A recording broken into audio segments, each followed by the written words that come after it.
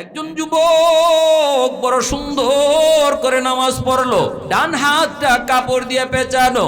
নামাজ শেষ হলে পরে আল্লাহর ওলি ওই যুবককে কাছে আনলেন, ডাক দিয়ে আর জিজ্ঞেস করলেন, যুবক ডান হাতটা কাপড় দিয়ে পেঁচায় রাখছো কেন? যুবক কই, হুজুর এই ডান হাতটা পচন শুরু হয়েছে, ফসতেছে খালি উফরির দিকে উঠে। এখন যদি কাপড় দিয়ে পেঁচে না রাখি, বাস্তব ঘটনা শুনাইতেছি। করাচির হযরত হাকিম আখতার সাহেব আরেফ বিল্লাহ বহুত বড় আল্লাহর ওলি ছিলেন।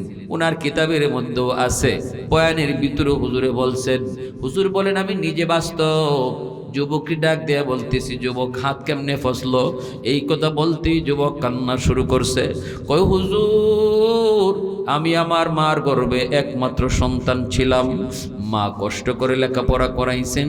আব্বা কিছুদিন, আমার জন্মের কিছুদিন পরেই আব্বা মারা গেছেন। আম্মা মানুষের বাড়িতে কাম কইরা, মামাদের কাছ থেকে ধার কর্জা কইরা আমাকে লেখাপড়া করাইছেন। মামারা এসেছেন আম্মাকে অন্যত্র নিয়ে বিয়ে দিবে, কিন্তু মা কইছে, আল্লাহ আমার একটা মানিক দিছে গো বাবা, আমি আমার মানিক রে সাইরা আর কোথাও বিয়ে বসবো না। কিন্তু আমি নালায়েক, পড়ালেখা শেষ কইরা কলেজ পড়ি, ভার্সিটিতে পড়ি, সুন্দরী একটা মেয়ের পাল্লায় পড়ে গেছি। তারপরে আমি তারে বিয়ে করেছি। মা কিন্তু আমারে কইছে, বাবা বড় লোকের মেয়ে বিয়ে করিস না, বড় লোকের মেয়ে দেখে বিয়ে করলে গরিব মারে আম্মা কয়ে ডাকবে না। আমি তখনই বলেছিলাম, মা আমি তার অনেক দিন যাবৎ চিনি গো মা, তোমার সাথে বিয়াদবি করবে না। মার কথা আমি শুনি নাই, বিয়ে কইরা নিয়ে আইছি, মায়ের ঘরে তুলছেন। কিন্তু হুজুর মা যা কইছিল তাই কিছুদিন পরই আমি দেখতে পেলাম, আমি অফিস থেকে আসলে পরে আমার মার বিরুদ্ধে আমার কানে কানে নালিশ দেয়। প্রথম দিন ধমক দিছি, দ্বিতীয় দিনও ধমক দিছি, তৃতীয় দিন আমি তো তারে মহব্বত করে বিয়ে করেছি, দুর্বলতা রয়েছে। মার রুমে ডুইকা মারে প্রথম দিন বকাবকি করছি, মা গো তোমার বিরুদ্ধে এত নালিশ কেন? মায় কই, বাজান তোর বউ আমাকে মা কইয়া স্বীকার করে না, মা কইয়া ডাকতে বুঝি তার শরম করে, এজন্য তোর বউ বানায়া আমার বিরুদ্ধে নালিশ করে। আমি বিন্দু পরিমাণ ঝগড়া করি নাই রে বাবা, আমি তো গরিব, আমি তো অসুস্থ মানুষ, আমারে দুইটা বাদ দিলেই যথেষ্ট।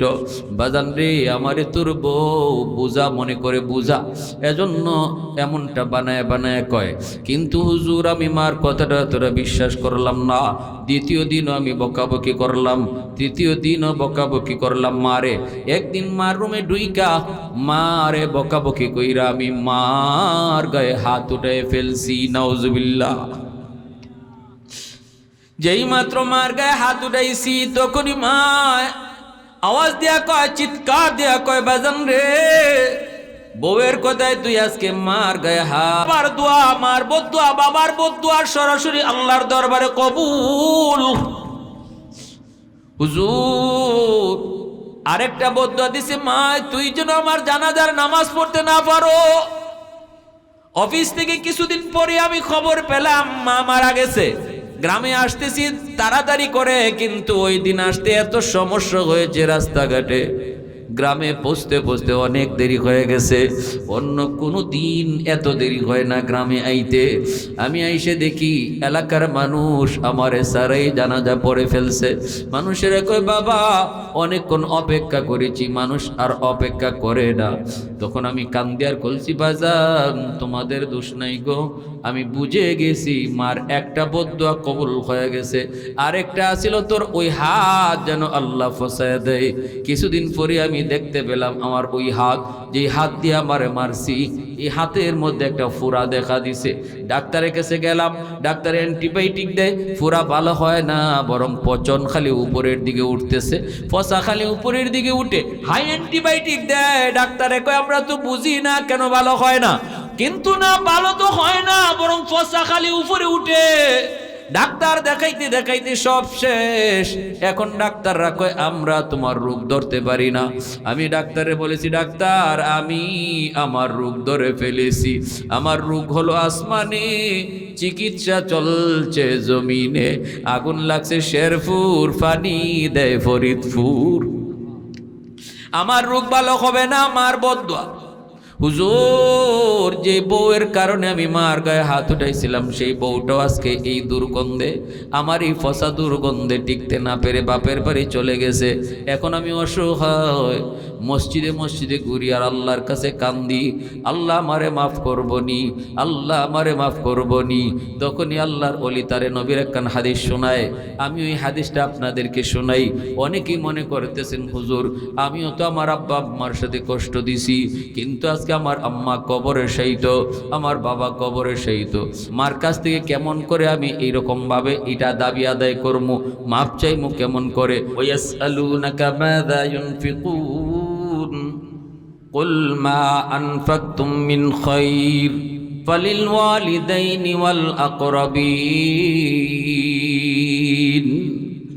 আল্লাহ পাক বলেন, বন্ধু মানুষ তোমার কাছে জানতে চায় সম্পদ কোন পথে ব্যয় করবে, সম্পদ কোন জায়গায় খরচ করবে, তোমার কাছে সেই খাতগুলা তারা জানতে চায়। আল্লাহ বলেন, বন্ধু খরচের খাতগুলি তুমি বলো না, বলবো আমি আল্লাহ। সুবহানাল্লাহ, জোরে বলেন।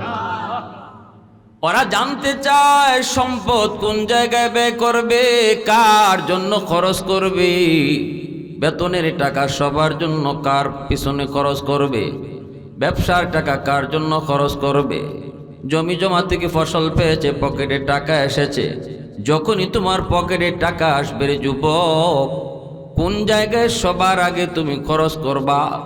আল্লাহ বলেন, বন্ধু এই বিষয়টা তুমি তাদেরকে বইল না, জবাব আমি আল্লাহ দিতেছি। সুবহানাল্লাহ। ويسألونك ماذا ينفقون قل ما أنفقتم من خير فللوالدين والأقربين। আল্লাহ পাক বলেন, যেই খাতগুলা যেই জায়গার মধ্যে বান্দা বান্দি তাদের টাকা পয়সা খরচ করবে রে, সবার আগে আমি আল্লাহ জানাই দিতেছি। বন্ধু তুমি বইলা দাও, সবার আগে যেন তারা তাদের টাকা তাদের পয়সা মার জন্য বাবার জন্য খরচ করে। শীতের দিনে তোমার কাপড়ের প্রয়োজন, শীতের কাপড়ের প্রয়োজন তোমারও, শীতের কাপড়ের প্রয়োজন তোমার বিবিরও, শীতের কাপড়ের প্রয়োজন তোমার সন্তানেরও, শীতের কাপড়ের প্রয়োজন মারও বাবারও। এইবার আল্লাহ পাকের সিদ্ধান্ত হলো, বান্দা যখনই তুমি শীতের কাপড় কিনতে যাইবা, তোমারটাও আগে কিনবা না, সন্তানেরটাও তুমি আগে কিনবা না, বউয়েরটাও তুমি আগে কিনবা না, বরং সবার আগে বাপ মারটা কিনো। সুবহানাল্লাহ। সিদ্ধান্ত কার? একটু আওয়াজ দিয়ে বলেন না, কার? ঔষধের প্রয়োজন, বিবির ঔষধ কিনলে পরে আরেকজনের ওষুধ কিনা যায় না। মার ওষুধ লাগবে, তোমার নিজের ওষুধ লাগবে, বউয়ের ওষুধ লাগবে, সন্তানের ওষুধ লাগবে। একজনেরটা কিনলে আর বাকি জনেরটা কিনা যায় না। আল্লাহ সিদ্ধান্ত জানায় দিতেছেন পবিত্র কোরআনের সূরা বাকারা। আল্লাহ কই, বান্দা তোর নিজের ওষুধ আগে না, সন্তানের ওষুধটাও আগে নয়, সবার আগে তুমি তোমার মা বাবার ওষুধটা কিনো। ويسألونك ماذا ينفقون قل ما أنفقتم من خير فللوالدين والأقربين। আল্লাহ পাক রব্বুল আলামিন কয়, এরপরে তুমি তোমার নিকটাত্মীয়, এরপরে যত খাতগুলি আছে সেইগুলা খেয়াল করবা। সবার আগে আল্লাহ পাক বাপ মার কথাটা বলছেন। এজন্য ভাইরা বন্ধুরা, পবিত্র কোরআনুল কারীমের ভিতরে আল্লাহ পাক রব্বুল আলামিন তার হকের পরপরই বাপ মার হকটা কত গুরুত্ব দিলেন, কত গুরুত্ব দিলেন। নিজের চেয়ারের পাশেই যেন আল্লাহ পাক বাপ মার চেয়ারটা বসায় রাখছেন। এর যুবক দিলটা একটু নরম করে শোনো। দুনিয়ার সফলতা তুমি চাও, ব্যবসা বাণিজ্যের সফলতা চাও, চাকুরি বাকরিতে প্রমোশন চাও, বিদেশ যাওয়ার জন্য তুমি সহজ কোনো পথ চাও, তোমার দুনিয়ার জীবনের সবগুলি সফলতার পিছনে যে দোয়াটা, সেই দোয়া হলো তোমার মা বাবার দোয়া। মানুষের জীবনে আল্লাহ পাক কিছু লাইট লাগায় দিয়েছে রে যুবক। ওই যে দেখো প্যান্ডেলে লাইট লাগানো হয়েছে, পাওয়ার হাউস থেকে যদি লাইন ওকে করা না হয় কখনো এই লাইট জ্বলবে না, শুধু লাগানোই থাকবে। ফ্যান লাগানো আছে, ফ্যান চলবে না যদি পাওয়ার হাউস থেকে লাইন ওকে করা না হয়। ফ্যান লাগানো আছে কিন্তু চলবে না, লাইট লাগানো আছে কিন্তু জ্বলবে না। তোমার আমার জীবনও আল্লাহ পাক কিছু লাইট লাগাই দিছেন কিন্তু জ্বালায় দেন নাই। আল্লাহ বলছেন বান্দা, তোর জীবনের পাওয়ার হাউস হলো তোর মা তোর বাবা। ওই পাওয়ার হাউস থেকে জীবনের লাইন ওকে কর, বাতি আমি আল্লাহ জ্বালায় দেব। সিদ্ধান্ত কার? আরে জোরে কার?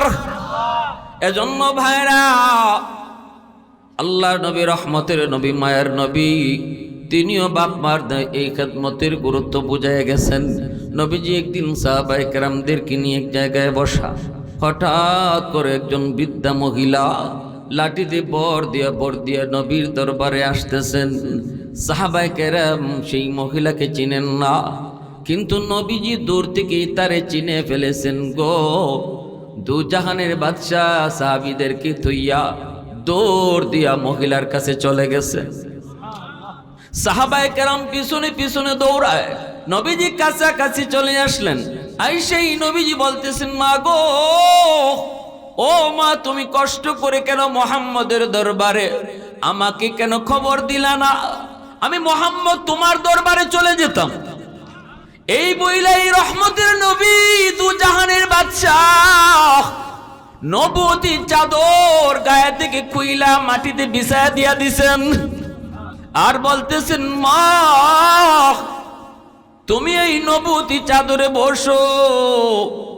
মহিলা জুতা খুলতে চায়, নবী কই না গো মা, তোমার জুতার ধুলাবালিতে এই চাদর ধন্য হবে। সুবহানাল্লাহ, জোরে খাও। যেই নবীর চাদরের এত দাম, যেই নবীর চাদরের এত দাম, আমার নবীর দেহ মুবারকের সাথে যেই জিনিস লাগে, এই জিনিসটাই জগতের সবচেয়ে দামি হয়ে যায়। মোল্লা আলী কারি রহমতুল্লাহি আলাইহি তিনি তার মিশকাত শরীফের সূরা মিরকাতের টিকায় লিখেছেন, নবীজি যে রওজা আতহারে শুয়ে আছেন মদিনাতুল মুনাওয়ারায়, রওজা আতহারে নবী শুয়ে আছেন, ওই রওজা শরীফে নবীর দেহের সাথে যেই মাটি লেগে আছে, ওই মাটিটার কি পরিমাণ দাম। আল্লামা মোল্লা আলী কারি রহমতুল্লাহি আলাইহি বলে, নবীর দেহ মুবারকের সাথে যেই মাটি লাগছে, নবীর দেহ মুবারকের সাথে লাগার কারণে এই মাটির দাম মসজিদে নববীর চেয়েও বেশি, খানায় কাবার চেয়েও বেশি, বাইতুল মামুরের চেয়েও বেশি, সিদরাতুল মুনতাহার চেয়েও বেশি, এমনকি তিনি বলেন আল্লাহর আরশের চেয়েও এই মাটির দাম বেশি। কৌনাইনি মুখতারে খোদা তুমকো বানায়া, কৌনাইনি মুখতারে খোদা তুমকো বানায়া, উম্মত কা নিগাবান খোদা তুমকো বানায়া, उम्मत का निगाबान खुदा तुमको बनाया। मौला मेरा आका मेरा रहमत की नबी है, ताजदार मदीना है तुम्हारे अरबी है, ताजदार मदीना है तुम्हारे अरबी है। अशजार ने देते हैं नबूवत के शहादत, तशकीक कमर में है तो अंगुल की इशारा, तशकीक कमर में है तो अंगुल की इशारा। এজন্যই নবীজির দেহ মুবারকের এত দাম, ওই দেহ মুবারকের সাথে লেগে থাকা সেই নবুয়তি চাদর নবীজি মাটিতে বিছায় দিলেন। বিছায় দিয়ে বলেন, মা গো, তুমি এই নবুয়তি চাদরে বসে পড়ো, আর সামনে যাওয়া লাগবে না। সাহাবায়ে কেরাম সবগুলি দৃশ্য দেখেন, নবীকে জিজ্ঞেস করেন, নবী গো, জীবনে কোনো দিন কোনো রাজা বাদশার জন্য আপনাকে দৌড়ে যাইতে দেখি নাই। কত বাদশা কত রাজা এসেছে, আপনি আপনার জায়গায় বসা, সবাই আপনার পায়ের কাছে আইসা বসছে, কিন্তু এই মহিলা কে গো নবী? কে সে, কি তার পরিচয়? তার জন্য আপনি মজলিস ছেড়ে দৌড়ায় তার পাশে আইসা নবুতি চাদর মাটিতে বিছায়া দিয়েছেন বসে যাওয়ার জন্য। আল্লাহর নবীর চোখ থেকে দুজাহানের বাদশার চোখ থেকে পানি পড়ে, আর নবী কান্দে আর কয়, সাহাবীরা তোমরা তো ভালো করে জানো তোমাদের নবী এতিম, জন্মের আগেই বাবা হারাইছি, বাবার আদর কেমন আমি নবী তা জানি না রে। আব্বু ডাকের ভিতরে কত মজা আমি নবী কোনোদিন সেটা বুঝি নাই। আমার সামনে যখন বাচ্চারা আব্বু কয়া ডাক দেয় আমার কলিজা চিবা দিয়া উঠে। আমি মোহাম্মদ জীবনে আব্বু ডাক দিতে পারি নাই, বুঝ হওয়ার সাথে সাথে মা হারাইলাম। এরপরে তোমরা জানো আমাকে একজন দুধমা দুধ খাওয়ায় বড় করছেন, আমার দুধমার নাম তোমরা জানো নি? সাহাবীরা কয়, নবী গো আপনার দুধমার নাম হালিমা সাদিয়া। নবীজি কয়, শুধু এতদিন নাম শুনেছো, কোনোদিন দেখো নাই, আজকে ভালো করে দেখে নাও। নবীর নবতী চাদরে যিনি জুতা সহ বসছেন ইনি নবীর দুধমা, যার নাম হালিমা সাদিয়া।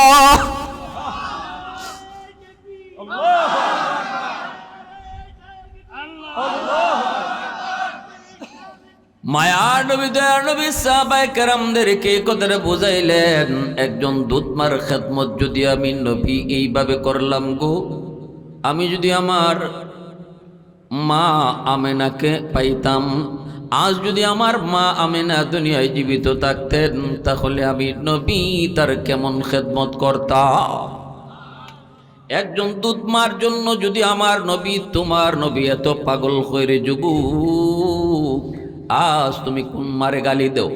আজ তুমি তোমার সেই গর্ভধারিণী মার দিকে চোখ লাল করে তুমি কথা কও, ধমক দিয়ে বুঝি তুমি কথা কও? মারে বুঝি তুমি ঘর থেকে বের করে দিয়েছ, মাকে বুঝি তুমি খানা দাও না? বউ নিয়ে বাচ্চা নিয়ে তুমি শীতের দিনে কমলা খাও, ওই কমলাটা চুলায় যখন বউ বাচ্চারে দাও, কমলার গ্রানটা মার নাকে যায় লাগে, বাবার নাকে যায় লাগে, মার চোখ থেকে তখন দর দর করে পানি পড়ে। মায় কান্দে আর কই, মালিক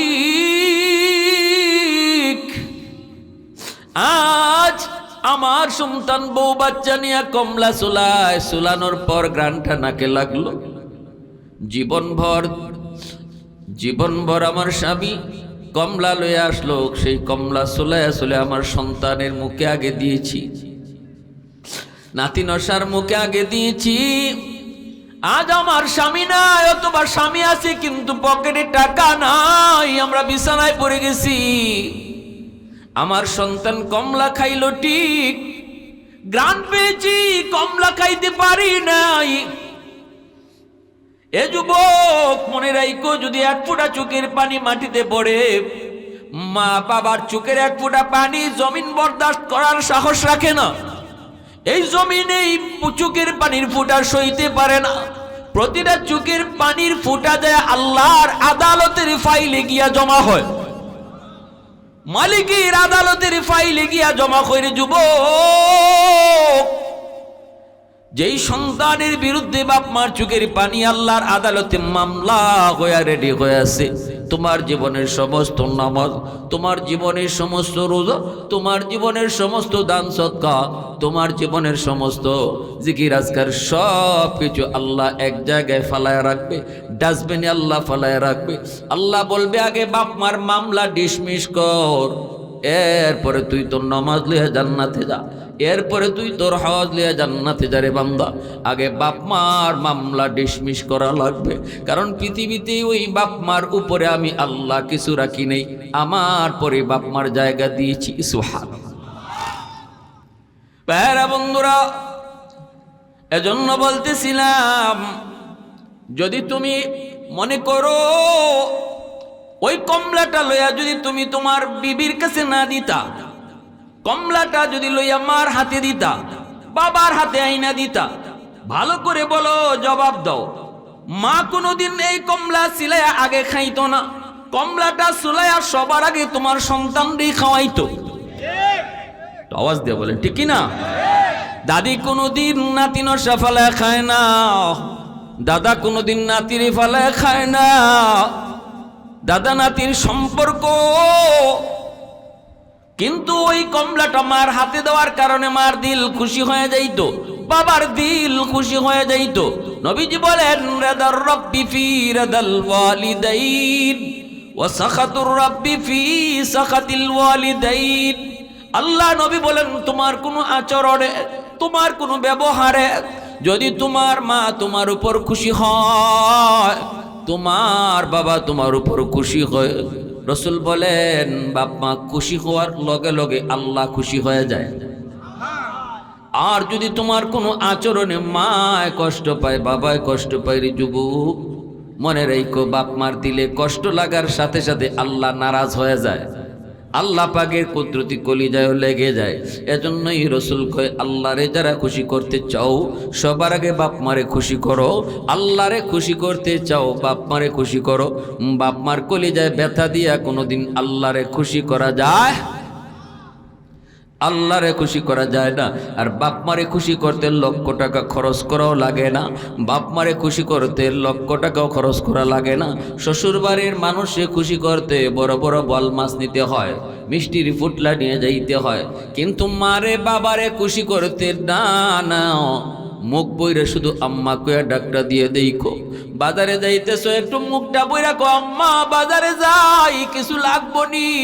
মায় ভালো করে জানে আমার সন্তানের পকেটে টাকা নাই, কিন্তু তুমি যে মন থেকে কইছো আম্মা কিছু লাগবে নি বাজারে যাই, মার দিলটা খুশি হয়ে গেছে।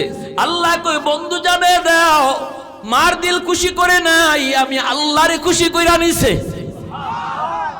আমি আল্লাহরে খুশি কইরা নিছে, আমায় আল্লাহরে খুশি কইরা নিছে। বাবা তোমার ওষুধ লাগবে নি কথাটা কই আব্বা কইয়া মুখটা ভরে ডাক দাও। সন্তান যত বড় হয় না কেন বাপ মা সন্তানের মুখ থেকে আম্মা আব্বা ডাকটা শোনার জন্য পাগল থাকে। সন্তান কোনো দিন বাপ মার কাছে বড় হয় না। বাপ মারে খুশি করে চল, সফলতার চাবি তো আমি আল্লাহ ঘুরায় দিমু, সফলতার চাবি তো আমি আল্লাহ ঘুরায় দিমু।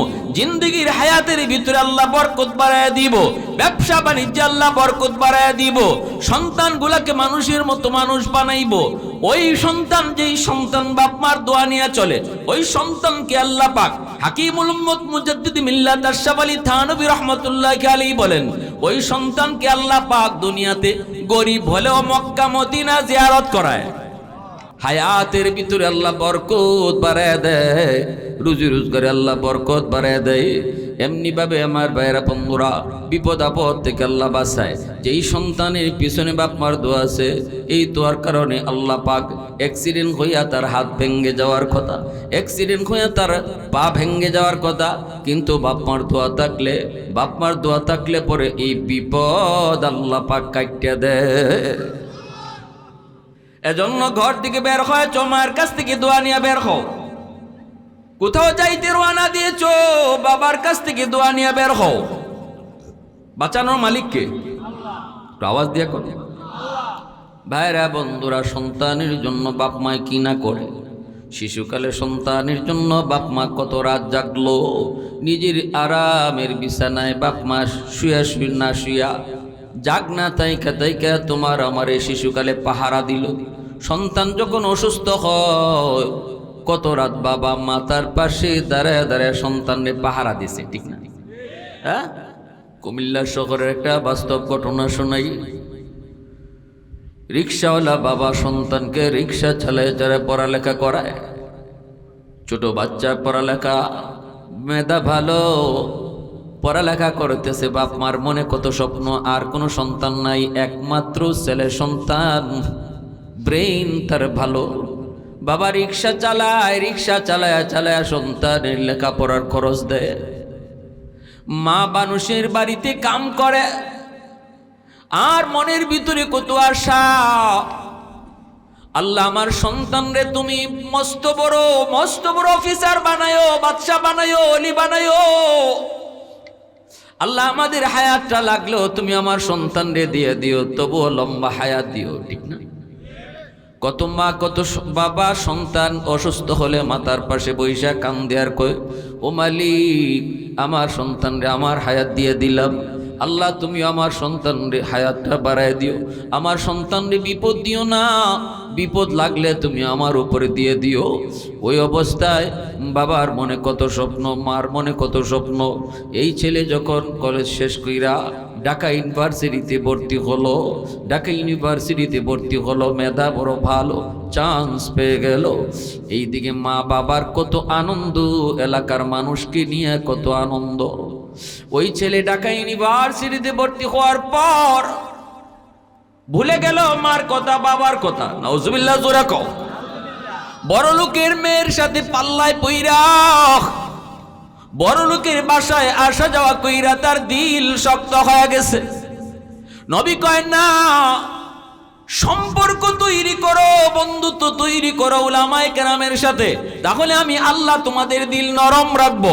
বড় লোকের সাথে, জমিদারের সাথে, রাজনীতিবিদদের সাথে, ক্ষমতাওয়ালাদের সাথে, চেয়ারওয়ালাদের সাথে সম্পর্ক রাখো না, বন্ধুত্ব কইরো না, দিল শক্ত হয়ে যায়।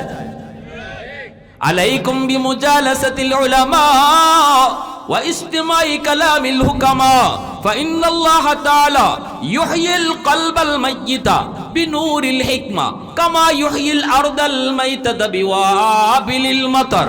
আল্লাহর নবী রহমতের নবী বলতেছেন, উম্মতের দল ওই মরা জমিন বৃষ্টির পানি পাইলে যেমন করে জমিন জীবিত হয়, তোমাদের দিল যাদের শক্ত হয়ে গেছে গুনাহ দেখতে দেখতে, গুনাহ শুনতে শুনতে, আমার উম্মতের উলামায়ে কেরামের কথাগুলা বেশি বেশি শুনবা, উলামায়ে কেরামের সাথে বেশি বেশি চলবা, তাহলে আমি আল্লাহ পাক তোমাদের ওই মুর্দা দিলটারেও জিন্দা বানায় দিব। ওই ছেলেটাও বড় লোকের সাথে চলতে চলতে তার দিল শক্ত হয়ে গেল। গ্রামের সেই রিক্সাওয়ালা বাবার কথা ভুলে গেল, গরিব বাবার কথা, গরিব মার কথা ভুলে গেল। আমাদের সমাজে এমন কত যুবক শহরে বউ নিয়ে থাকে, বাসা করে থাকে, আরামে থাকে, কিন্তু গ্রামে সেই অভাবী দুঃখিনী মা এখনো দুঃখ করে, এখনো কষ্ট করে। কুলাঙ্গার বহু সন্তান শহরে থেকে বাপ মার খবর নেয় না, খুঁজলে এমন দুই একটা মিলবে কি মিলবে না। আমার ভাইরা বন্ধুরা, ওই ছেলে বড় লোকের মেয়েকে বিয়ে করলো, গুলশানে তার শ্বশুরে তারে বাসা দিল। বাস্তব ঘটনা শোনাইতেছি। গুলশানে তারে বাসা দিল, বউ নিয়ে থাকে। এইদিকে মাস যায়, বছর যায়, ঈদের দিনও দেশে এসে ঈদ করার চিন্তা করে না গো। ঈদের রাত, চাঁদের রাতেও মা দুঃখিনী রাস্তায় পাশে বসে বসে শুধু কান্দার কই, বাদান রে কেমনে তুই মারে বুই লাগিলি, কেমনে তুই মারে বুই লাগিলি। যেই বাবাটা সকালে তোর রিক্সা দিয়ে স্কুলে দিয়াই তো, দিয়ে আসার সময় কত আনন্দ করতি, বিকালে আবার নিয়ে আইতো, আবার দুপুরে আবার দেয়া বাবা তোরে দেখে আসতো, কত স্বপ্ন। আজকে সেই বাবা আজও রিক্সা চালায়। কেমনে তুই মারে ভুললি, কেমনে বাবারে ভুললি। মানুষেরা কয় তোমার ছেলে ঢাকা শহরে মস্ত বড় অফিসার, অফিসের বস, নিজের বাড়ি নিজের গাড়ি। মানুষের মুখ থেকে মায় শুনে, বাবায় শুনে, কিন্তু ছেলে তো গ্রামে আয় না। মা একদিন স্বামীরে বলতেছে, স্বামী গো একটু যাও, অভিমান রাইখো না। সন্তানের সাথে বাপ মায়ের রাগ কইরা থাকতে পারে না। সন্তান মা বলতে পারে, আমি মা সন্তান বলতে পারে না। স্বামী গো একটু যাও, নিজের চোখে যায় একটু চেহারাটা দেখে আও, আমার একটু বাঁচতে দেও, আমি বিছানায় পড়ে যাবো গো স্বামী।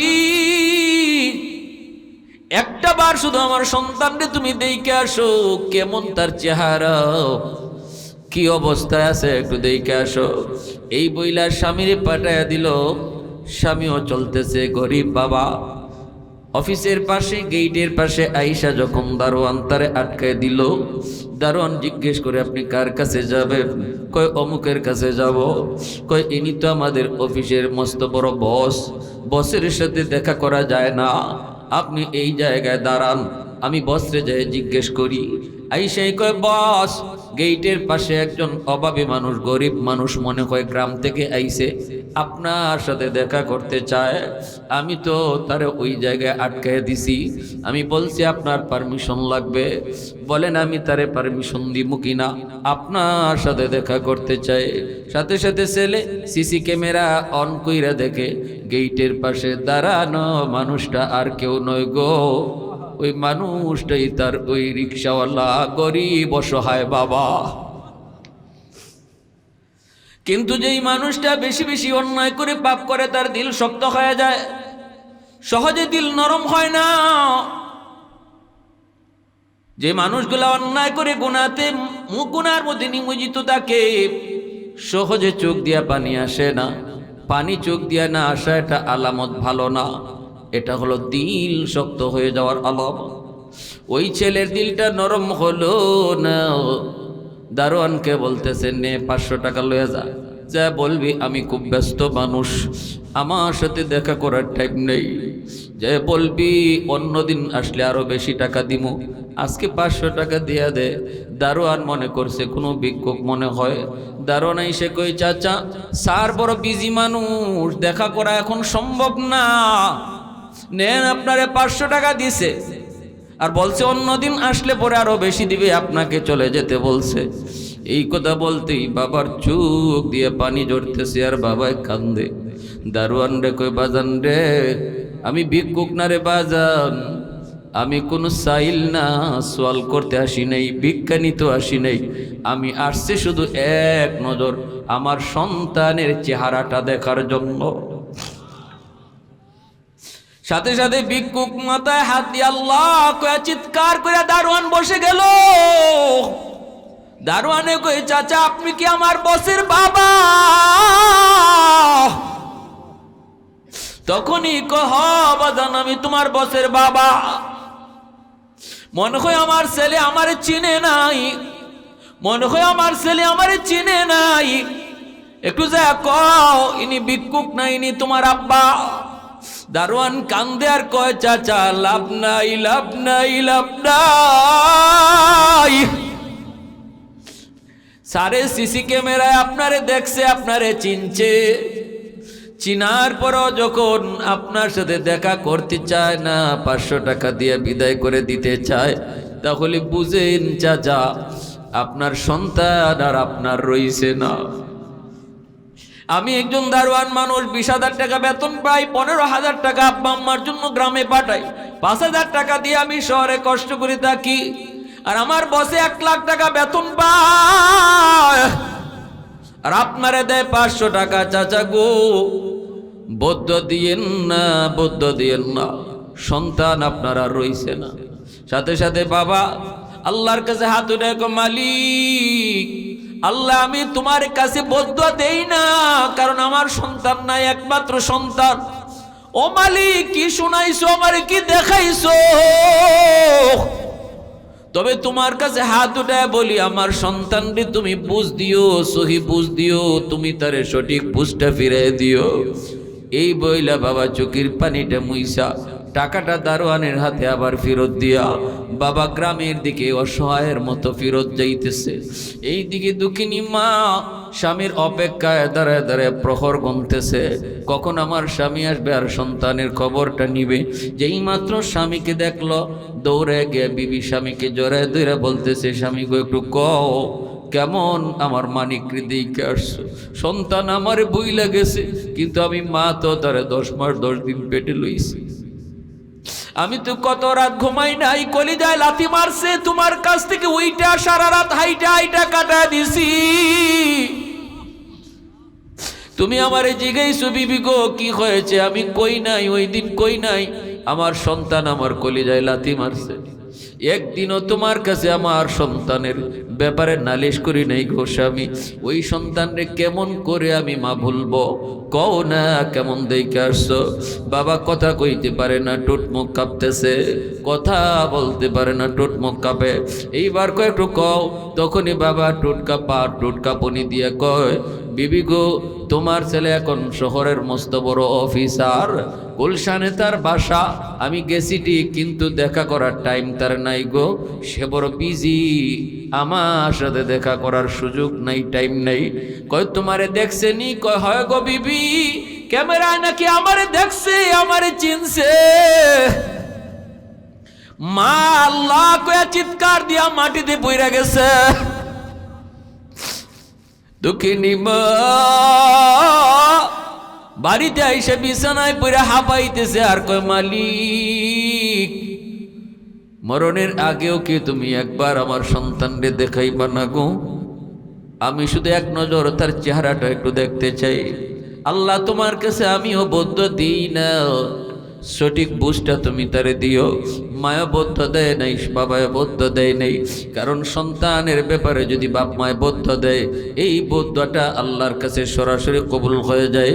তিন ব্যক্তির দোয়া বদ্ধ আল্লাহর কাছে সরাসরি কবুল হয়। সালাসাতুন দাওয়াতুম মুস্তাজাবাতুন লা শাক্কা ফীহ, দাওয়াতুল মাজলুম ওয়া দাওয়াতুল মুসাফির ওয়া দাওয়াতুল ওয়ালিদ আলা ওয়ালাদিহি। মজলুমের দোয়া বদদোয়া, মুসাফিরের দোয়া বদদোয়া, বাপ মার দোয়া এবং বাপ মার বদদোয়া, এই দুটোটাই আল্লাহর দরবারে সরাসরি কবুল। বদদোয়া দিল না, দোয়া করলো আল্লাহর কাছে, ওই যে বদদোয়া দেয় নাই, আমি আপনাদেরকে বলবো শুধু কোনো সন্তান হয়তো কষ্ট দিয়া ফেলবে, সাবধান বাবা, বদদোয়া দিও না। কারণ এই বদদোয়ার মাঝে আল্লাহর আরশের মাঝে কোনো মাঝখানে বাধা থাকে না। সন্তান যদি বিপদে পড়ে সবার আগে বাবাই তুমি কানবা, মাই তুমি কানবা, এজন্য বদদোয়া দিও না। ভুল করলে আল্লাহর কাছে কো, আল্লাহ তুমি আমার সন্তানরে সঠিক বুঝ দিও, এখনো বুঝে না, আল্লাহ তুমি বুঝ দান কইরো। আল্লাহর কাছে বাপ মার এই দোয়াটা কবুল হয়ে গেছে। রমজান মাস জুম্মার দিন যুবক মসজিদে গেছে জুম্মার নামাজ পড়তো, গুলশান আজাদ মসজিদ। ওই সময় আজাদ মসজিদে জুম্মার নামাজ পড়ান যাত্রাবাড়ির হযরত মাহমুদুল হাসান দামাত বারকাতুহুম, আল্লাহর ওলি, এখনো তিনি দুনিয়াতে আছেন, যাত্রাবাড়ির বড় হুজুর। ওই সময় তিনি জুম্মার নামাজ পড়াইতেছেন। ওই জুম্মা ওই যুবক মসজিদের ভিতরে ঢুকছে জুম্মার দিন, রমজান মাস। দুইকেই দেখে মিম্বরে বসে আল্লাহর ওলি আজকে বয়ান করতেছেন মা বাবার হক লইয়া। প্রতিটা কথাই যুবকের কলিজার মধ্যে তীরের মতো যায় লাগতেছে। যুবক কয়, হুজুর তো সবগুলি কথা আমারে লক্ষ্য করে কয়, এজন্য আমার রসুল আলেম উলামার সাথে চইল। দিল যদি শক্ত খায় যায় আল্লাহ দিল নরম বানায় দিব। সুবহানাল্লাহ রাখো। এত শক্ত দিলের যুবক আল্লাহর ওলির কথায় তার দিল নরম হয়ে গেল, একদম পানির মতো গইলা গেছে। সেজদা গিয়া খালি কান্দে, রুকুতে গিয়া খালি কান্দে, রুকুতে গিয়া খালি কান্দে, সেজদা গিয়া খালি কান্দে। আর কয়, মালিক আমারে একটু সুযোগ তুমি দিবাইনি গো, ও আল্লাহ আমারে একটু সুযোগ দিবাইনি। আমি এখান থেকে সোজা এখন গ্রামে যাব, যাই আমার আম্মার কাছে মাপ চাইমু, আব্বার কাছে মাপ চাইমু, এতটা সুযোগ তুমি আমারে দিবাইনি। কারণ যেই সন্তান বাপ মারে খুশি না কইরা কবরে যাইব, যেই সন্তান বাপ মার কোলে যায় বেতা দিয়া কবরে যাইব, তার জীবনে এমন কোন নেক আমল নাই যেই নেক আমল দিয়া সে আল্লাহর কাছে পার পাইতে পারে। তার জীবনে এমন কোন নেক আমল নাই যেই নেক আমল দিয়া সে জান্নাতে যাইতে পারে। যদি তার বাবার দিলে কষ্ট থাকে, মার দিলে কষ্ট থাকে, জুম্মার নামাজটা পইরা যুবক মার্কেটে গেল, বাবার জন্য লুঙ্গি কিনলো, মার জন্য শাড়ি কিনলো, বিভিন্ন রকমের ইফতারি কিনে আর কান্দে, ইফতারি কিনে আর কান্দে। মানুষেরা কয়, যুবক এইভাবে কান্দ কেন? যুবক কই, ভাই রে আমারে আর কান্দেও না, তোরা কথা কয়া সময় নষ্ট করিস না, তাড়াতাড়ি আমারে যা দিবার দে। লইয়া যুবক গ্রামের দিকে রওনা দেয়। কুমিল্লা যাইতে তখন 2টা ফেরি পার হওয়া লাগতো। এই 2টা ফেরি পার হইতে হইতে অনেক রাত হয়ে গেছে। শহরে যায় ঢুকছে, তখন তারাবির নামাজ শেষ। শহর একদম পিনপোন নীরবতা, কোনো রিক্সা নাই, কোনো গাড়ি নাই। গ্রামে যাইতে গেলে তার রিক্সা নিয়ে যাইতে হয়। রিক্সা খুঁজতেছে, রিক্সা পায় না। মানুষেরা কয়, বাবা এত রাতে রিক্সা পাবা না, বাবা এত রাতে রিক্সা পাবা না, শহরে রাতটা কাটাও, সকালে যাও। যুবক বুঝে না, কয় না আমাকে যে কোনো মূল্যে রাতে যাওয়া লাগবে। কও তোমরা কেমনে যাইমো? মানুষেরা কয় বাবারে কি হইছে তোর, ক কে মারা গেছে ক। যুবক কয় আমার সর্বনাশ হয়ে গেছে, তোমরা আমারে পাঠাও। কেমনে পাঠাইবা? তোমরা পাঠাও।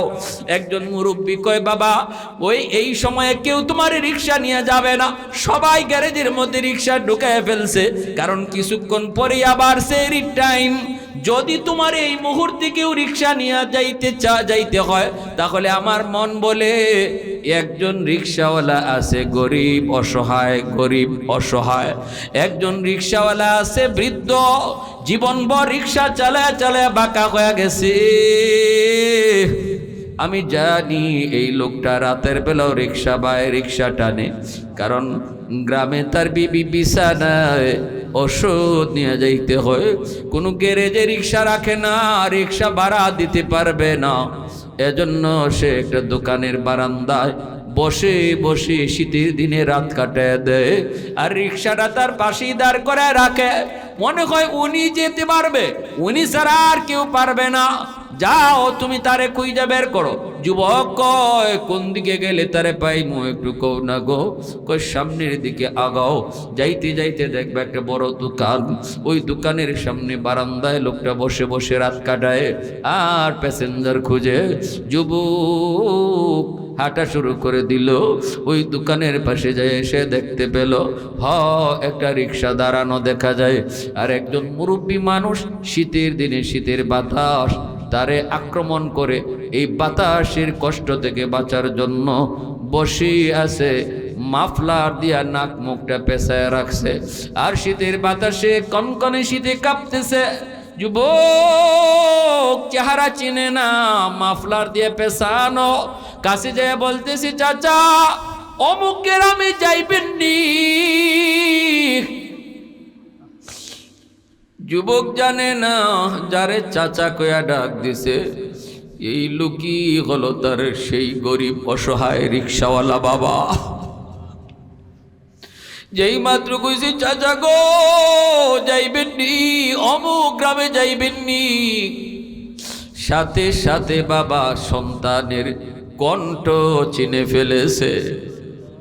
চেহারা বাবায় দেখে নাই, কিন্তু চেহারা তো দেখে নাই, তার মাথা তো নিচের দিকে, মাফলার দেয়া নাক মুখ পেঁচানো, কিন্তু সন্তানের কণ্ঠ বাবা চিনে ফেলেছে। পৃথিবীতে বাপ মা এমন এক বাপ মা, একমাত্র বাপ মা সন্তানের কণ্ঠ যে কোনো জায়গায় আওয়াজ হলে সন্তানের কণ্ঠ বাপ মা চিনে ফেলে।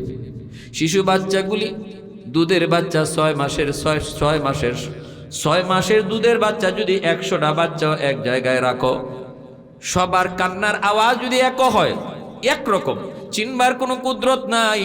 আমি আর আপনি কান্নার আওয়াজ শুনে বলতেও পারবো না কোনটা আমার বাচ্চা, কিন্তু মা আর বাবা সন্তানের ওয়া ওয়া আওয়াজ শুনে মা কইতে পারে এটা কোনটা তার নিজের সন্তান।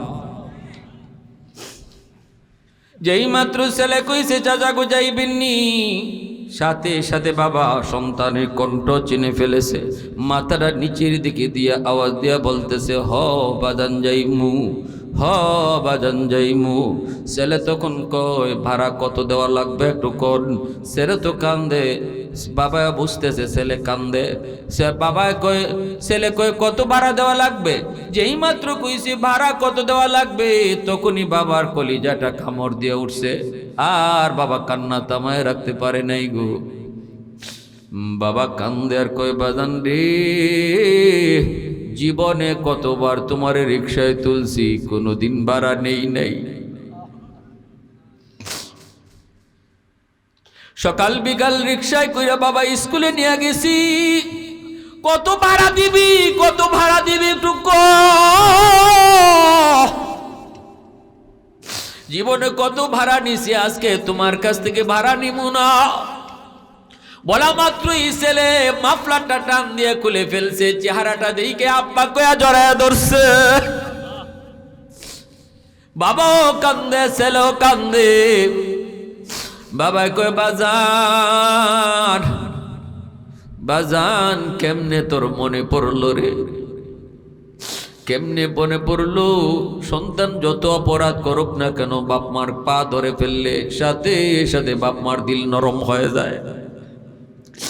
কোথায় আমার আম্মা দৌড়ে গ্রামে আসলো, দরজার পাশ থেকে আম্মা কয়া ডাক দিতে দেরি হয়েছে, বিছানায় পইরা থাকা অসুস্থ মা সুস্থ হয়ে লাভ দিতে দেরি হয় নাই। এই আম্মা ডাক্তার জন্য মার দিলটা খা খা করতেছিল রে যুবক। সাথে সাথে মা কুলে নিয়ে চুমুক দিয়ে সব দুঃখ ভুলে গেছে।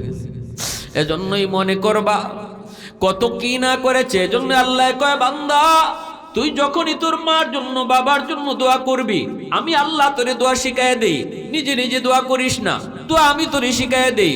কি কইবি? রব্বির হামহুমা কামা রব্বায়ানি সগীরা। ও মালিক আমার আব্বা আম্মার উপরে তুমি রহম করো, আব্বা আম্মার উপরে তুমি দয়া করো, যেইভাবে শিশু কালে আমারে দয়া করছে, আমারে মায়া করছে। আল্লাহ শিখায়া দেয়। আল্লাহ কয় বান্দা শিশুকালে তোর মা তোর বাবা তোর জন্য কি করছে এটা তুই জানো না, জানি আমি আল্লাহ। সুবহানাল্লাহ। এজন্য আমার কাছে যখনই বাপ মার জন্য দোয়া করবা এইভাবে তুমি দোয়া কইরো। আল্লাহ পাক শিশুকালের কথাটা উল্লেখ করে দিয়েছে দোয়ার মধ্যে। এ যুবক একটা বাস্তব ঘটনা শুধু কই, বাপ মার অবাধ্য হওয়ার কারণে তার কি শাস্তিটা হইছে। এ ভাইয়েরা, করাচির হযরত হাকিম আক্তার সাহেব রাহিমাহুল্লাহ করাচির জামে মসজিদে নামাজ পড়েন। একজন যুবক বড় সুন্দর করে নামাজ পড়লো, ডান হাতটা কাপড় দিয়ে পেঁচানো। নামাজ শেষ হলে পরে আল্লাহর ওলি ওই যুবককে কাছে আনলেন, ডাক দিয়ে আর জিজ্ঞেস করলেন, যুবক ডান হাতটা কাপড় দিয়ে পেঁচায় রাখছো কেন? যুবক, হুজুর এই ডান হাতটা পচন শুরু হয়েছে, ফসতেছে খালি উফরির দিকে উঠে। এখন যদি কাপড় দিয়ে পেঁচে না রাখি, বাস্তব ঘটনা শুনাইতেছি। করাচির হযরত হাকিম আক্তার সাহেব আরেফ বিল্লাহ বহুত বড় আল্লাহর ওলি ছিলেন। ওনার কিতাবের মধ্যেও আছে, বয়ানের ভিতরে হুজুরে বলছেন, হুজুর বলেন আমি নিজে বাস্তব। যুবককে ডাক দেয়া বলতেছি, যুবক হাত কেমনে ফসলো? এই কথা বলতেই যুবক কান্না শুরু করছে। কই হুজুর আমি আমার মার গর্ভে একমাত্র সন্তান ছিলাম, মা কষ্ট করে লেখাপড়া করাইছেন, আব্বা আমার জন্মের কিছুদিন পরেই আব্বা মারা গেছেন। আম্মা মানুষের বাড়িতে কাম কইরা মামাদের কাছ থেকে ধার কর্জা কইরা আমাকে লেখাপড়া করাইছেন। মামারা এসেছেন আম্মাকে অন্যত্র নিয়ে বিয়ে দিবে, কিন্তু মা কইছে আল্লাহ আমার একটা মানিক দিছে গো বাবা, আমি আমার মানিক রে সাইরা আর কোথাও বিয়ে বসবো না। কিন্তু আমি নালায়েক, পড়ালেখা শেষ কইরা কলেজ পড়ি, ভার্সিটিতে পড়ি, সুন্দরী একটা মেয়ের পাল্লায় পড়ে গেছি। তারপরে আমি তারে বিয়ে করেছি। মা কিন্তু আমারে কইছে, বাবা বড় লোকের মেয়ে বিয়ে করিস না, বড় লোকের মেয়ে দেখে বিয়ে করলে গরিব মারে আম্মা কয়ে ডাকবে না। আমি তখনই বলেছিলাম, মা আমি তার অনেক দিন যাবৎ চিনি গো মা, তোমার সাথে বিয়াদবি করবে না। মার কথা আমি শুনি নাই, বিয়ে কইরা নিয়ে আইছি, মায়ের ঘরে তুলছেন। কিন্তু হুজুর মা যা কইছিল তাই কিছুদিন পরই আমি দেখতে পেলাম, আমি অফিস থেকে আসলে পরে আমার মার বিরুদ্ধে আমার কানে কানে নালিশ দেয়। প্রথম দিন ধমক দিছি, দ্বিতীয় দিনও ধমক দিছি, তৃতীয় দিন আমি তো তারে মহব্বত করে বিয়ে করেছি, দুর্বলতা রয়েছে। মার রুমে ঢুকে আমারে প্রথম দিন বকাবকি করছি, মা গো তোমার বিরুদ্ধে এত নালিশ কেন? মা কই বাজান তোর বউ আমাকে মা কইয়া স্বীকার করে না, মা কইয়া ডাকতে বুঝি তার শরম করে, এজন্য তোর বউ বানায়া বানায়া আমার বিরুদ্ধে নালিশ করে। আমি বিন্দু পরিমাণ ঝগড়া করি নাই রে বাবা, আমি তো গরিব, আমি তো অসুস্থ মানুষ, আমারে দুইটা বাদ দিলেই যথেষ্ট। বাজান রে আমারে তোর বউ বুঝা মনে করে বুঝা, এজন্য এমনটা বানায়া বানায়া কয়। কিন্তু হুজুর আমি মার কথাটা তোরা বিশ্বাস করলাম না। দ্বিতীয় দিনও আমি বকাবকি করলাম, তৃতীয় দিনও বকাবকি করলাম মারে। একদিন মার রুমে ঢুইকা মারে বকাবকি কইরা আমি মার গায়ে হাত উঠে ফেলছি, নাউজুবিল্লাহ। যেই মাত্র মার গায়ে হাত উঠাইছি তখনই মা আওয়াজ দেয়া কয়, চিৎকার দেয়া কয়, বাজান রে বউয়ের কথায় তুই আজকে মার গায়ে হাত, আমার দোয়া, আমার বদদোয়া, বাবার বদদোয়া সরাসরি আল্লাহর দরবারে কবুল। হুজুর আরেকটা বদদোয়া দিছে, মা তুই যেন আমার জানাজার নামাজ পড়তে না পারো। অফিস থেকে কিছুদিন পরে আমি খবর পেলাম মা মারা গেছে। গ্রামে আসতেছি তাড়াতাড়ি করে, কিন্তু ওই দিন আসতে এত সমস্যা হয়েছে রাস্তাঘাটে, গ্রামে পৌঁছতে পৌঁছতে অনেক দেরি হয়ে গেছে। অন্য কোনো দিন এত দেরি হয় না গ্রামে আইতে। আমি আইসে দেখি এলাকার মানুষ আমারে সারাই জানাজা পড়ে ফেলছে। মানুষেরা কয় বাবা অনেকক্ষণ অপেক্ষা করেছি, মানুষ আর অপেক্ষা করে না। তখন আমি কান্দিয়ার কলসি, বাজান তোমাদের দোষ নাই গো, আমি বুঝে গেছি মার একটা বদদোয়া কবুল হয়ে গেছে, আরেকটা ছিল তোর ওই হাত যেন আল্লাহ ফসায় দেয়। কিছুদিন পরে আমি দেখতে পেলাম আমার ওই হাত, যে হাত দিয়ে আমারে মারছি, এই হাতের মধ্যে একটা ফুরা দেখা দিছে। ডাক্তারের কাছে গেলাম, ডাক্তার অ্যান্টিবায়োটিক দেয়, ফুরা ভালো হয় না, বরং পচন খালি উপরের দিকে উঠতেছে, ফসা খালি উপরের দিকে উঠে, হাই অ্যান্টিবায়োটিক দেয়। ডাক্তারে কয় আমরা তো বুঝি না কেন ভালো হয় না, কিন্তু না ভালো তো হয় না, বরং ফসা খালি উপরে উঠে। ডাক্তার দেখাইতে দেখাইতে সব শেষ। এখন ডাক্তাররা কয় আমরা তোমার রোগ ধরতে পারি না। আমি ডাক্তারে বলেছি, ডাক্তার আমি আমার রোগ ধরে ফেলেছি, আমার রোগ হলো আসমানে, চিকিৎসা চলছে জমিনে, আগুন লাগছে শেরপুর, পানি দেয় ফরিদপুর, আমার রোগ ভালো হবে না, আমার বদদোয়া। হুজুর যে বউয়ের কারণে আমি মার গায়ে হাত উঠাইছিলাম, সেই বউটাও আজকে এই দুর্গন্ধে, আমার এই ফসা দুর্গন্ধে টিকতে না পেরে বাপের বাড়ি চলে গেছে। এখন আমি অসহায়, মসজিদে মসজিদে ঘুরি আর আল্লাহর কাছে কান্দি, আল্লাহ আমারে মাফ করবনি, আল্লাহ আমারে মাফ করবনি। তখনই আল্লাহর ওলি তারে নবীর একখান হাদিস শোনায়, আমি ওই হাদিসটা আপনাদেরকে শোনাই। অনেকেই মনে করতেছেন হুজুর আমিও তো আমার আব্বা আম্মার সাথে কষ্ট দিছি, কিন্তু আজকে আমার আম্মা কবরে শায়িত, আমার বাবা কবরে শায়িত, আমি আমার মার কাছ থেকে কেমনে এইটা আমি মার কাছ থেকে কেমন করে আমি এইরকম ভাবে এটা দাবি আদায় করবো, মাপ চাইমু কেমন করে? রাসূল কয় মান যারা কাবরা আবাওয়াইহি ফি কুল্লি জুমাতিন গুফিরা লাহু কুতিবা বাররান। রাসূল বলে সন্তান যদি জুম্মার দিন জুম্মার নামাজ পড়ে আর জুম্মার দিন ফজর থেকে নিয়ে সূর্য ডোবা পর্যন্ত কোনো এক টাইমে যদি বাপ মার কবর জিয়ারত করে, তাহলে আল্লাহ পাক ওই সন্তান যদি ভুলেও কোনোদিন বাপ মারে কষ্ট দিয়া থাকে, এই কবর জিয়ারতের উসিলায় আল্লাহ তারে মাফ করে দিব। জুম্মার দিন কবর জিয়ারত কঠিন কাজ না সহজ কাজ? কারা কারা করতে রাজি আছেন একটু হাত তুলে আল্লাহর দেখান। আর যাদের বাপ মা দুনিয়ায় জীবিত যুবক, রাসূল কয় ঘুমানোর আগেই বাপ মারে খুশি করে ঘুমায়ও, কারণ ঘুমটা ঘুম না, ঘুম হলো মরণের ভাই। যদি ওই রাত্রে তোমার মরণ হয়, যে এই রাত্রে তুমি বাপ মারে খুশি কইরা ঘুমাইছো। عن أبي هريرة رضي الله تعالى عنه قال من أصبح مطيعا لله في والديه أصبح له بابان مفتوحان من الجنة। রাসূল কয় যে রাত্রে মারে বাবারে খুশি করে কোন সন্তান ঘুমাইবো, কেমনে খুশি করব? কয় গল্প গুজব কইরা খুশি করো, মশারিটা টানে দে খুশি করো, মার মাথায় একটু তেল মালিশ করে খুশি করো, বাবার পায়ের তলায় একটু তেল লাগায় তুমি খুশি করো, যে কোনো পন্থায় তুমি বাপ মারে খুশি কইরা ঘুমাও। রাসূল কয় সকাল হওয়া মাত্রই তোমার জন্য জান্নাতের দরজা আল্লাহ খুলে দেয়। ওই রাত্রে যদি ওই সন্তানের মরণ হয় আর কোনো আমল যদি তার জীবনে নাও থাকে, যে এই রাত্রে বাপ মারে খুশি করছে, এই আমলের উসিলায় আল্লাহ তারে জান্নাত দিয়ে লাইব। ওমান আসবাহ আসিয়ান লিল্লাহি ফি ওয়ালিদাইহি আসবাহ লাহু বাবান মাফতুহান মিনান নার। আর আল্লাহ নবী কই যে এই রাত্রে সন্তান বাপ মার কলিজায় ব্যথা দিল, অথচ খুশি করলো না, মাপও চাইলো না, ঘুমায় গেল। রাসূল কই এ ঘুমাইছে না, আল্লাহ নবী কই ঘুমাইছে না, এর জন্য সকাল হতেই জাহান্নামের দরজা খোলা।